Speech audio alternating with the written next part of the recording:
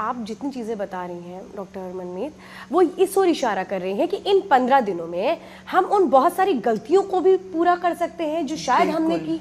बिल्कुल। हम कहते हैं ना, काश हमारे पेरेंट्स होते तो हम उनके सामने ये बात कहते, हम उनको सॉरी कहते। एग्जैक्टली। तो फॉरगिवनेस का टाइम है, फॉरगिवनेस सीख करने का टाइम है, फॉरगिवनेस मांग सकते हैं, आप किसी को फॉरगिव कर भी सकते हैं। बहुत सारे लोगों के दिल में अपने पेरेंट्स के लिए एक नेगेटिव फीलिंग भी है, एंड में कुछ हुआ। तो अभी भी ऐसा कहा जाता है कि अगर आप अपने मदर फादर या ग्रैंड पेरेंट्स की ब्लेसिंग्स लेके घर से निकलें, कोई काम ऐसा नहीं है जो नहीं होगा। लेकिन हम भूल चुके हैं। हम सिर्फ भगवान को याद रखते हैं, हम उनको याद नहीं रखते। पूरा साल आपको भी उनको सुबह उनका आशीर्वाद लेके ही घर से निकलना चाहिए, और आप अपने बच्चों को भी सिखाएं, क्योंकि जितना वो उनसे कनेक्ट करेंगे उतनी ही उनकी स्ट्रेंथ और एनर्जी और ब्लेसिंग्स आपके बच्चों में आएगी।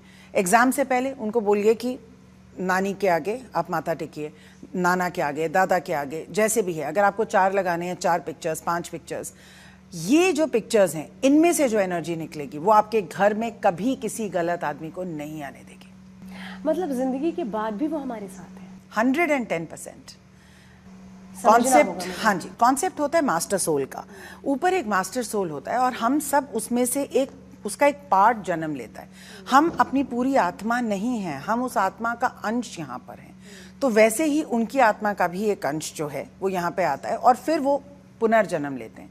लेकिन उनकी जो आत्मा का अंश है वो यहाँ रहता है, काफी सालों तक रहता है।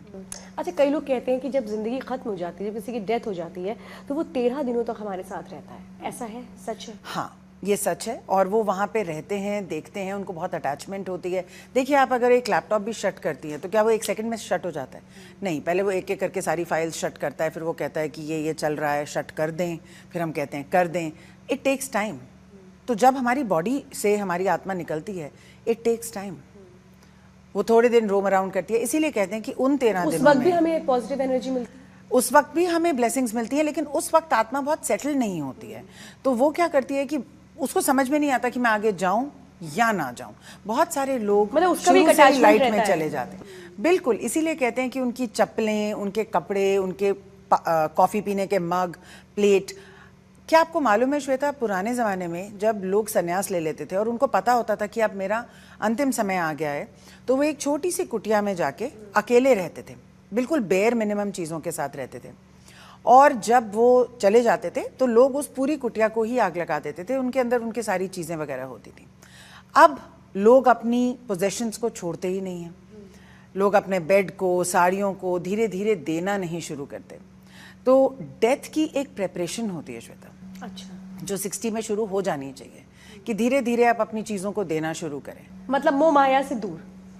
हाँ, मोह माया से दूर, ताकि जब आप जाएं तो लोगों को आपकी चीज़ों को बांटना ना पड़े, आप एक बेयर मिनिमम लाइफ में आएँ। वो एक अलग टॉपिक है, लेकिन आपका ये कहना सही है कि आत्मा जो होती है थोड़ा सा अटैच रहती है अपने घर के साथ, स्पेशली अगर अकाल मृत्यु हुई हो।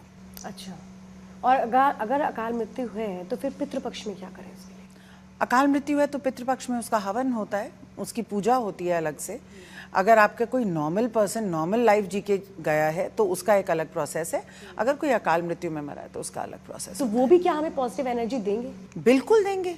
वो तो चले गए, लेकिन वो अपने रीजन से गए अकाल, वो उनके अपने कर्मा थे। जिसकी इच्छा ही नहीं पूरी हुई है, वो जो कहते हैं जब जो अशांत गया है वो शांत कैसे होकर के चीज़ों को देगा? बिल्कुल देगा, क्योंकि वो ज़रूरी नहीं है कि जो अकाल गया है वो प्रेत योनि में ही घूमेगा, ज़रूरी नहीं है। वो लाइट में जाएगा और फिर उसका वही होगा। जो सुसाइड एक बिल्कुल अलग टॉपिक है। ये सुसाइड की बात नहीं हो रही, किसी का एक्सीडेंट में डेथ हो गई, किसी की अचानक से बीमारी में डेथ हो गई, तो वो बिल्कुल लाइट में जाएगा। वो बिल्कुल लाइट में जाएगा और वैसे ही ब्लेस करेगा जैसे ब्लेस करता था। एक सवाल और मैं आपसे